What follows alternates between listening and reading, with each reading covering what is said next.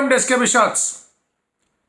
First test match ఇండియాకి ఈ నూతన సంవత్సరంలో అండ్ సేవ్ చేసుకోవాల్సిన టెస్ట్ మ్యాచ్. ఎందుకంటే ఇండియా సిరీస్ పక్కన పెట్టండి, సిరీస్ అలాగో గెలవలేరు. వచ్చే 12 పాయింట్స్ చాలా చాలా ఇంపార్టెంట్. సరే, ఆడిన మ్యాచ్లు తక్కువే అండ్ అందులో పర్సెంటేజ్లు వెనక ముందు అవుతూ ఉంటాయి. కొన్ని మ్యాచ్లు ఆడిన తర్వాత ఆ పర్సెంటేజ్ అనేది తెలుస్తుంది. హోమ్ సిరీస్లు ఇంకా ఉన్నాయి, ఇండియా ఒక్కటి కూడా ఆడలేదని చెప్పేసి మాటలు ఎంత మాట్లాడుకున్నా కూడా it's important that India wins and దానివల్ల పర్సెంటేజ్ కూడా పెరిగే అవకాశాలు కనిపిస్తూ ఉన్నాయి. ఎందుకంటే ఎన్ని టెస్ట్ మ్యాచ్లు గెలిస్తే అంత మంచిది ఆ టాప్ 2లో ఉండడానికి వరల్డ్ టెస్ట్ ఛాంపియన్షిప్ సైకిల్ ప్రకారం. ఇంకోటి ఏంటంటే India has been losing overseas test matches. West Indies series పక్కన పెట్టండి, ఎడ్జ్బాస్టన్లో ఓడిపోయారు, వరల్డ్ టెస్ట్ ఛాంపియన్షిప్లో ఓడిపోయారు, ఇప్పుడు ఇక్కడ సౌత్ ఆఫ్రికాలో ఓడిపోతున్నారు. దీనికి బ్రేక్ పడాలి. సో ఎలా ఏంటి అనే దాని మీద చర్చ నడుస్తూనే ఉంది. అందరూ ప్రధానంగా మాట్లాడేది ఏంటి అంటే కనుక బ్యాటింగ్ బలపడాలి. బ్యాటింగ్ బలపడాలంటే ఏం చేయాలి? ఓపెనింగ్ బాగుండాలి.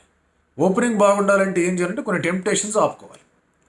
ఒకటి, యశస్వి జైస్వాల్ దగ్గర నుంచి wide out side off stump వచ్చిందంటే గోయింగ్ విత్ హార్డ్ హ్యాండ్స్. తను అక్కడే రన్స్ స్కోర్ చేస్తాడు, అక్కడే వికెట్ కూడా పడుతూ ఉంటుంది. సో ఆ ఎక్స్ట్రా బౌన్సో లేకపోతే extra pace of the wicket తను ఇబ్బంది పెడుతుందా, మూమెంట్ ఆఫ్ ద సీమ్ ఇబ్బంది పెడుతుందా అనే విషయాలు చాలా క్షుణ్ణంగా మనం లాస్ట్ 2 వీడియోల్లోనే చూసాం. అతను బ్యాటింగ్లో కూడా చూసాం. It's more about throwing the hands. అక్కడ కొంచెం జాగ్రత్తగా ఉండాలి. కొన్నిసార్లు మంచి డెలివరీస్ కూడా పడ్డాయి, అతన్ని బీట్ చేసిన డెలివరీస్ కానీ ఒక వికెట్ తీసిన సందర్భం కానీ. With respect Rohit Sharma, there is only one temptation, ఆ పుల్ అండ్ హుక్. అండ్ అవి మళ్ళీ అటెంప్ట్ చేస్తూనే ఉంటారు. అండ్ గుడ్ లక్ డెలివరీస్ నుంచి మళ్ళీ బాల్ పడి సీమ్ అయ్యే అవకాశాలు కూడా కనిపిస్తూ ఉన్నాయి. So these temptation should be stopped. ఇంకా తర్వాత what's happening at 1 down 2 down 3 down అనే విషయం మనం మాట్లాడుకుంటే కనుక 2 down has been a good plus. ఆ తర్వాత probably 4 down has also been a good plus. Century వచ్చింది, సెకండ్ ఇన్నింగ్స్ సరిపోయింది అనుకుందాం. ఈ 1 down అండ్ 3 down పొజిషన్స్ కాస్త జాగ్రత్తగా ఆడాలి. The got starts. ఇనిషియల్గా కూడా ఫస్ట్ ఇన్నింగ్స్లో అయ్యర్కి, సెకండ్ ఇన్నింగ్స్లో గిల్కి స్టార్ట్లు వచ్చాయి. ఆ స్టార్ట్ని కన్సాలిడేట్ చేసుకుంటూ ముందుకు వెళ్ళాలి. So India has always been getting starts. ఆ స్టార్ట్స్ని ముందుకు తీసుకెళ్ళకపోతేనే ఇబ్బంది. సో ఆ స్టార్ట్స్ని ఒక ప్రాబబుల్ లేదా ఒక ప్రాపర్ స్టాట్స్గా మార్చుకుంటే కానీ ఇండియాకి ఇక్కడ ఇటువంటి ఆ బ్యాటింగ్ ఇబ్బందులు అనేవి తప్పవు. చేంజెస్ ఏమైనా జరుగుతాయి బ్యాటింగ్లో, ఎవరు తీసుకొస్తారు చేంజ్గా? This absolutely no change that is visible ప్రస్తుతానికి మనం మాట్లాడుకుంటే కనుక. సో ఐ థింక్ బ్యాటింగ్లో ఎటువంటి చేంజ్ ఉండదు. బౌలింగ్ పరంగా మార్పులు ఖచ్చితంగా కావాలి అంటూ ఉన్నారు. బికాస్ బౌలింగ్లో ఏమాత్రం పసలేకుండా పోయింది. బుమ్రా ఒక్కడే కష్టపడ్డాడు, సిరాజ్ కాస్త కష్టపడ్డాడు, కొన్నిసార్లు రన్స్ చేశాడు. శార్దుల్ కానీ ప్రసిద్ధి కానీ గట్టిగా పరుగులు ఇచ్చేసి కూర్చున్నారు. అశ్వినికి అవకాశం వచ్చినప్పుడు క్యాచ్లు డ్రాప్ చేశారు, అవకాశం తక్కువగానే వచ్చింది. నా ఇక్కడ కనిపించే సమస్యలు కానీ ఉన్న ఇబ్బందులు ఏంటి అంటే కనుక శార్దుల్ ఠాకూర్కి ఏదో ఇంజరీ అని చెప్పి స్కాన్స్కి తీసుకెళ్లారు. తను ఎంతవరకు అవైలబిలిటీలో ఉంటాడో లేదో తెలియదు. ఆవేష్ ఖాన్ని పిలుచుకొచ్చుకున్నారు, తనకి ఏమైనా అవకాశం ఇస్తారో లేదో అర్థం కాదు. ప్రసిద్ధిని ఒక మ్యాచ్తోనే పక్కన కూర్చోబెట్టి ముఖేష్కి ఏమైనా అవకాశం ఇస్తారా, because is a better red ball bowler అని చెప్పేసి ఏమైనా ఆలోచనలో ఉన్నారని తెలియట్లేదు. జడేజా టీంలోకి వస్తాడా అనేది ఇంకొక ప్రశ్న. జడేజా టీంలోకి వస్తే అశ్విన్ ప్లేస్లో వస్తాడా, లేదంటే కనుక అశ్విన్ జడేజా ఇద్దరు ఆడతారా అనేది రెండవ ప్రశ్న. పిచ్ ఇప్పుడిప్పుడే కొన్ని ట్విట్టర్ వేదికగా కొన్ని కనిపించే ఎక్స్ వేదికగా కొన్ని కనిపిస్తూ వచ్చే ఆ పిచ్లు అనేవి, అందులో కాస్త గడ్డి దాన్ని కోసేయడం, దానివల్ల క్రాక్స్ ఓపెన్ అప్ అవుతాయని చెప్పేసి ఇప్పుడు ఇనిషియల్గా వచ్చే ఫీల్ ఏంటంటే the cracks will open up, will be better for spin అని చెప్పేసి కనిపిస్తోంది. If it is better for spin ఇద్దరు ఆడాలి, అశ్విన్ ఆడాలి, జడేజాను ఆడాలి. Even if it is not better for spin నా దృష్టిలో ఇద్దరు ఆడాలి. ఎందుకంటే they can at least contain runs. మీరు సెకండ్ డే రోజున 145 పరుగులు కొట్టారు వాళ్ళు వేసిన 30 ఓవర్లలో, దాదాపు 5 runs per overతో వెళ్ళారు. 5 runs per over అనే టెస్ట్ మ్యాచ్ అది Indian bowling it's a crime, it's a complete crime అది. సో దాన్ని స్టెమ్ చేయాలి. ఒకటి, ఓవర్ రేట్ ఇబ్బందులు కాకూడదు. ఇలాంటి మనకి ఏమవుతుందంటే సిరీస్ సేవ్ చేసుకోవాల్సిన మ్యాచ్లో ఓవర్ రేట్లు పాయింట్లు కూడా పోగొట్టుకుని వచ్చిన సందర్భాలు చాలా ఉన్నాయి. అవి పోకుండా ఉండాలి. And number 7 and number 8 they are obviously the better batters. Jadeja is a more reliable batter. ఈ మధ్య కాలంలో అశ్విన్ కన్నా కూడా అశ్విన్ కాస్త సెంచురీలు ఎక్కువగా ఉన్నా, అశ్విన్ కూడా బాగా బ్యాటింగ్ చేయగలడు. అదే తన గల్లీ రీజన్లో అవుట్ అవ్వకుండా ఉంటే చూసుకోవాలి. సో ఇటువంటి పరిస్థితిలో చూసుకుంటే I feel at any given place irrespective of the conditions India should go with 2 spinners. దానికి కారణం కూడా ఉంది. కండిషన్స్కి తగ్గట్టుగా ఆడాలని మీరు అంటారు, కానీ ఇండియాకి వచ్చేసరికి 3 స్పిన్నర్లతో ఆడతారు మన వాళ్ళు. ఇప్పుడు ఇంగ్లాండ్ వస్తుంది ఒక నెలలో, 3 స్పిన్నర్లు ఆడతారు అక్కడ. సో ఇక్కడ 3 స్పిన్నర్లు పోయి 4 ఫాస్ట్ బౌలర్లు 1 స్పిన్నర్తో మనం వరల్డ్ టెస్ట్ ఛాంపియన్షిప్ ఆడడం అనేది పాపం. అప్పుడున్న కాంబినేషన్ అలాంటిది. మిస్డ్ అవుట్ రోహిత్ శర్మ, బుమ్రా లేడు. సో అవన్నీ మేనేజ్ చేసుకోవాల్సిన అవసరం కనిపిస్తుంది. అలా ఉన్నా లేకపోయినా వీళ్ళిద్దరికీ మీద భరోసా పెట్టేసి ఆడించేయడం అనేది కరెక్ట్ అనేది నా ఫీల్. అది నేను వెస్టిండీస్ సిరీస్ ముందు కూడా ఇదే మాట్లాడాను. So both of them should play ideal conditions. వాళ్ళిద్దరు ఆడితే కనుక ఇంకా థర్డ్ బౌలర్ ఎవరైనా చూసుకోవాలి, ప్రసిద్ధ లేకపోతే ఆవేశ, ముఖేష, శార్దుల్ అవైలబిలిటీలో ఉంటే శార్దుల్లా ఏంటి పరిస్థితి అనేది. సౌత్ ఆఫ్రికా విషయానికి వస్తే బహుమా లేడు. I think they'll be happy with that, ఎందుకంటే he he's not been contributing of late. Red బాల్తో he's done well, but of late తన కాంట్రిబ్యూషన్ సరిగ్గా లేదు. ఎలాగో ఇంజరీగా ఉన్నాడు కాబట్టి ది హ్యావ్ టు సేవ్. పైగా SA T20 point of view నుంచి మీరు న్యూజిలాండ్ పంపించిన టీం మీరు అబ్జర్వ్ చేస్తే కనుక ఏంది ఇది సౌత్ ఆఫ్రికా టీమా, సౌత్ ఆఫ్రికా బి టీమా అంటారు. సౌత్ ఆఫ్రికా లీగ్ CSA T20ని ప్రయారిటైజ్ చేసుకుంటూ టెస్ట్ మ్యాచ్ న్యూజిలాండ్తో జరిగే overseas test match part of world test ఛాంపియన్షిప్ని వాళ్ళు ఒక బి టీం పంపిస్తున్నారు. వాళ్ళకి సౌత్ ఆఫ్రికన్ T20 లీగే ఇంపార్టెంట్, ఎందుకంటే అక్కడి నుంచి వాళ్ళకి డబ్బులు వస్తాయి, లేదంటే కన్నా they are not able to take care of their services అనేది వాళ్ళ అభిప్రాయం, వాళ్ళ ఫెసిలిటీస్ అనేది వాళ్ళ అభిప్రాయం. అందుకే ఇండియా 3 టెస్ట్ మ్యాచ్ల సిరీస్ కూడా కుదించి 2 టెస్ట్ మ్యాచ్లు చేశారు, విచ్ ఇస్ ఏం చేయలేము ఇంకా. సో ఇటువంటి పరిస్థితుల్లో డీన్ ఎల్గర్ తన ఫైనల్ టెస్ట్ కెప్టెన్గా బరిలోకి దిగుతున్నాడు. ఇంకా ఆంద్రే బర్గర్కి ఏదో ఇంజరీ అంటున్నారు, ఇంజరీ రికవరీ గురించి చాలా రకరకాలుగా మాట్లాడుతూ ఉన్నారు.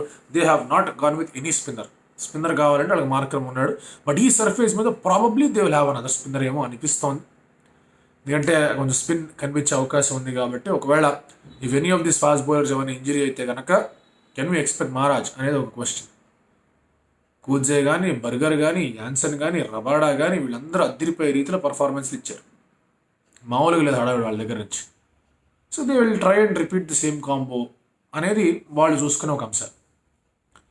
అలాగే వాళ్ళ బ్యాటింగ్ విషయానికి వచ్చేస్తే కనుక డీన్ ఎల్గర్ని పక్కన పెడితే వాళ్ళ బ్యాటింగ్ మొత్తం కొలాప్స్ అయింది. సరే మార్క్రమ్ గాట్ అవుట్ ఓ బ్యూటీ కాదనట్లేదు, ఆ తర్వాత జార్జీ కాస్త నిలిచాడు అనుకుందాం, తను అవుట్ అయిపోయాడు. మెడింగం కాసేపు ఆడాడు, తను అవుట్ అయిపోయాడు. మిగతా వాళ్ళు కాంట్రిబ్యూట్ చేయాలి. డీన్ ఎల్గర్ దాదాపు 200 పరుగులు ఏదైతే కొట్టాడో అదే చాలా గట్టి కూర్చొని ఉంది ఇక్కడ.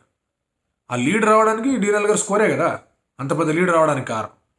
So if that is the case Dean Elgar మీద బ్యాటింగ్ భారం అనేది ఉంది. లాస్ట్ టైం కూడా డీన్ ఎల్గర్ అడ్డుపడ్డాడు, ఇండియాకి సిరీస్ గెలవనేయకుండా. ఈసారి కూడా మిర్చిల ప్రభాస్ లాగా ఈ సిరీస్ సేఫ్ అని చెప్పేసి గట్టిగా అరిచాడు. తను 100 కొట్టేయడమే కాకుండా మ్యాచ్ కూడా గెలిపించి క్యాప్టెన్సీ కూడా చేశాడు ఆ మ్యాచ్లో, ఎందుకంటే బహుమా వాజ్ నాట్ దేర్. సో ఇప్పుడు డీన్ ఎల్గర్ అనే ఒక అడ్డుని ఎట్లా తొలగించాలి, లేదా హర్డిల్ని ఎట్లా క్రాస్ చేయాలి అనేది మనం మాట్లాడుకుంటే, డీన్ ఎల్గర్ బీట్ అయిన బాల్స్ కానివ్వండి, లేదా అవుట్ అయిన వికెట్లు కానివ్వండి చూస్తే, అవుట్ అయిన బాల్ వాజ్ లక్కీ డిస్మిసల్, అదేదో ఇట్లా అన్నాడు తగిలిపోయింది అవుట్ అయిపోయాడు. బట్ బీట్ అయిన బాల్స్ కానీ, క్వైట్గా ఉన్న బాల్స్ కానీ చూస్తే కనుక they are just head of good length. ఆ బాల్స్ అనేవి వేసినప్పుడు డీన్ ఎల్గర్ ఇబ్బంది పడ్డాడు. సిమిలర్లీ ఆఫ్ స్పిన్ వేస్తున్నప్పుడు కూడా అదే కొంచెం ఫార్వర్డ్ వేయగలిగితే కనుక ఈ ఫెల్ట్ లిటిల్ వల్నరబుల్. అది కన్సిస్టెంట్గా హిట్ చేయగలరా అనేది ఒక ప్రశ్న. సమ్ టైమ్స్ ఏమవుతుందంటే one player does exceeding level against team, అది కనిపిస్తున్నది. లక్ష్మణ్ ఆస్ట్రేలియాకి అగేన్స్ట్ ఆడినట్టు, కోహ్లీ పాకిస్తాన్కి అగేన్స్ట్ ఆడినట్టు, సేవా కూడా పాకిస్తాన్కి అగేన్స్ట్ ఆడినట్టు, ద్రావిడ్ శ్రీలంకకి అగేన్స్ట్ ఆడినట్టు, ఇట్లా some player they just enjoy an opposition. Azharuddin ఇంగ్లాండ్కి అగేన్స్ట్ ఆడినట్టు, డీన్ ఎల్గర్కి ఇది ఇండియా పట్టుకుంది అతనికి. సో అలా జరుగుతున్నప్పుడు ఏం చేయాలంటే you have to stem the run flow, but continuously అదే ఛానల్లో అటాక్ చేస్తూ ఉండాలి. So discipline is more important. India last match కోల్పోయింది ఇస్ ల్యాక్ ఆఫ్ డిసిప్లిన్, ఇటు బౌలింగ్లోనే ఇటు బ్యాటింగ్లో. బౌన్స్ని జడ్జ్ చేయలేకపోయారు సార్, అశ్విన్ వికెట్ అది బౌన్స్ని జడ్జ్ చేయలేకపోయారు అని మాట్లాడుకున్నా కూడా most of the times it was lack of discipline. So ఆ ల్యాక్ ఆఫ్ డిసిప్లిన్ కంట్రోల్ చేసుకోగలిగితే కనుక రిజల్ట్ అనేది ఆటోమేటిక్గా దాని మీద వీళ్ళొక పర్ఫార్మెన్స్ తాలూకా ప్రభావం అనేది పడుతూ ఉంటుంది. సో అలాంటి పర్ఫార్మెన్స్ ఇవ్వాలంటే నో బాల్ మానేయాలి, పిచ్ షాట్లు మానేయాలి, అదే లెంగ్త్లో బౌలింగ్ వేయగలగాలి, and they should not get carried away by the bounce.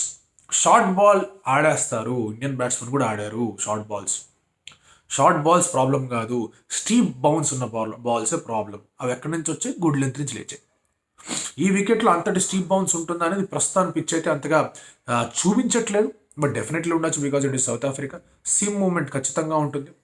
Lot of talk swing గురించి ప్రయత్నం చేయకూడదు, సీమ్ గురించి వేయాలని, but South Africa has had terrific swing bowling. వాళ్ళకి బౌలర్స్ ఉన్నారు, పొలాక్ కానివ్వండి, వెర్నన్ ఫిలాండర్ కానివ్వండి, Dale Steyn used to swing left right and centre, Jacques స్కాలీ స్వింగ్ చేసేవాడు బాల్ని. సో వాళ్ళ దగ్గర స్వింగ్ బౌలర్స్ లేకగా, బట్ పాయింట్ ఏంటంటే they were very discipline. India విషయానికి వచ్చేస్తే ఇండియా ట్రైడ్ టూ మచ్, ప్రతి బాల్ వికెట్ కొట్టేయాలని చెప్పేసి ప్రయత్నంలో కనిపించారు. కొన్నిసార్లు ప్రయత్న లోపం అనే పదం వాడకూడదు, కానీ ఆ ప్రయత్నంలో ఏదైతే 100% ఇవ్వాలి అది లేకుండా పోవడం, ఒక సమయస్ఫూర్తి సరిగా ఉండకుండా ఉండడం, ఇవన్నీ కనిపించాయి. వీటిని అడ్జస్ట్ చేసుకుంటూ ఆడాల్సిన అవసరం అయితే కనిపిస్తాం. సిరీస్ స్క్వేర్ చేసుకొని రావడం ఇస్ అ పారమౌంట్ ఇంపార్టెన్స్ అని చెప్పేసి మనం మాట్లాడుకోవాల్సిన అవసరం కూడా లేదు, ఎందుకంటే సిరీస్ గెలవడం important. India is never one A series, India still not winning a series. దానికోసం మళ్ళీ 3-4 ఏళ్ళు ఆగాలి. అలా కాకుండా ఇండియా కనుక ఈ టెస్ట్ మ్యాచ్ గెలిచిందంటే world test championship point of view నుంచి హెల్ప్ అవుతుంది. 5వ విక్టరీ ఇండియా నమోదు చేసినట్టు అవుతుంది. సో ఇండియా జోహానస్బర్గ్లో గెలిచింది 2 టెస్ట్ మ్యాచ్లు, డర్బన్లో గెలిచింది, సెంచురీలో గెలిచింది, ఇక్కడ గెలవాలిగా. So this is where India should take that step forward. అద్భుతమైన రీతిలో పర్ఫార్మెన్స్ ఇవ్వగలగాలి. అండ్ అలా చేసి టెస్ట్ మ్యాచ్ గెలిస్తే కానీ ఇట్ బి గుడ్ స్టార్ట్. ఇంకా తర్వాత ఆఫ్ఘనిస్తాన్తో 3 T20లు, ఇంగ్లాండ్తో టెస్ట్ మ్యాచ్లు, ఇక మీకు సమీకరణాలు కానివ్వండి, పాయింట్ ఆఫ్ వ్యూస్ కానీ మారుతాయి. అండ్ మల్టిపుల్ పాయింట్స్ ఆఫ్ వ్యూని పక్కన పెట్టేస్తే కనుక ఈ సిరీస్ సమన్ చేసుకోవాలా, 12 పాయింట్స్ రావాలి అనే విషయానికి ఏ విధంగా సన్నద్ధం అవ్వాలి అనే ప్రణాళిక అనేది మనం మాట్లాడుకుంటాం. వాళ్ళు కూడా డెఫినెట్గా వాళ్ళకి ఆ ప్లాన్ ఉండే ఉంటుంది. సో ఆ ప్లాన్కి తగ్గట్టుగా ఇంప్లిమెంటేషన్ అనేది ఉంటుందా? Can we see some real good tough fighting knocks చూడగలం? చాలామంది అన్నారు రహానే పుజారా ఉండుంటే things would have been different. But Rahane పుజారాని దాటుకుని వెళ్ళారు కదా. అదే రహానే పుజారా ఎందుకని చెప్పేసి చాలామంది మాట్లాడారు కదా. So if you take a step of moving forward, మళ్ళీ బ్యాక్వర్డ్ డైరెక్షన్లోకి రాకూడదు. ఈ మూవింగ్ ఫార్వర్డ్ వెళ్ళినప్పుడు ఈ ప్లేయర్లు కరెక్టా లేదా వేరే ప్లేయర్లు ఎవరన్నా ఉన్నారా అనేది మాత్రమే చూడాలి. ఈ ప్లేయర్ కరెక్టనే కదా మీరు నమ్మి తీసుకెళ్ళింది, మరి ఎందుకు ఎక్కడ తప్పుపడుతున్నారనే దాని మీద ఈ ఒక్క మ్యాచ్ దానికి పూర్తి స్థాయిలో దాన్ని అడ్జస్ట్ చేసుకోవాల్సిన అవసరం. ఇంత అయిపోయిన తర్వాత we have selected the wrong players అంటే కనుక అది కరెక్ట్గా ఆ స్టేట్మెంట్ ఇచ్చారంటే కనుక ఐదర్ వీళ్ళు టెస్ట్ మ్యాచ్కి పనికిరారని, మళ్ళీ వాళ్ళ వైపు టెస్ట్ మ్యాచ్ వైపు చూడకూడదని, రెండోది ఇంకా మళ్ళీ you're getting back to the same people అనే ఒక క్వశ్చన్ రావడం. సో ఇలాంటి ఒక సందిగ్ధమైన పరిస్థితిలోంచి, ఒక కన్ఫ్యూజ్డ్ స్టేట్ నుంచి ఇండియా సౌత్ ఆఫ్రికా నుంచి బయటకు రాకూడదు. ఒక గెలుపుతో, ఒక కాన్ఫిడెన్స్తో, కరెక్ట్ అడుగు పడుతోంది అనే ఒక దృక్పథంతో, ఒక యాటిట్యూడ్తో ఇండియా మళ్ళీ సౌత్ ఆఫ్రికా నుంచి ఇండియాకి తిరిగి రావాలి. ఎందుకంటే ఇండియా టెస్ట్ మ్యాచెస్ విషయానికి వస్తే ఇట్ ఇస్ ఆల్మోస్ట్ అన్బీటబుల్. ఏదో 1-2 ఓడిపోతారు కానీ సిరీస్ అన్ని గెలుచుకుంటూ వెళ్ళారు. ఓవర్సీస్కి వెళ్ళినప్పుడు batting has always been a let down. దానికి పర్సనల్ రీజన్సా అంటే, పర్సనల్ అంటే వ్యక్తిగత కదా, పర్సనల్ ఎన్ఎన్ఈఎల్ అంటే వాళ్ళ టీం తాలూకా ప్రాబ్లమ్సా లేదంటే టెక్నిక్ తాలూకా ప్రాబ్లమ్సా? ఇప్పుడు అట్లా టెక్నిక్ అని మాట్లాడుకుంటే కనుక ఇప్పుడు ప్రాపర్ టెక్నిక్తో ఉన్న ప్లేయర్లు ఎవరు రావట్లేదు. సో అటాకింగ్ బ్యాటింగ్ చేయాల్సిన అవసరం ఉందా? అన్ని పిచ్చులు అటాకింగ్ బ్యాటింగ్ సరిపోతాయి. బ్యాస్బాల్ అన్నాం, బ్యాస్బాల్ ఏమైంది, యాషెస్లో చూసాం ఏమైందో. So there have to be a process. దానికి తగ్గట్టుగా అంటే రిజల్ట్ ఓరియంటెడ్ ప్రాసెస్ ఉండాలి. ఇప్పుడు కూడా ప్రాసెస్ని, రిజల్ట్ని సపరేట్ చేసి చూడాలి, కానీ you have to always keep the destination in mind. So ఆ డెస్టినేషన్ ఏంటి, కరెక్ట్గానే గోల్ పోస్ట్ పెట్టుకున్నారా అనేది ఈ టెస్ట్ మ్యాచ్ ఒక ఐడియా అందిస్తుంది.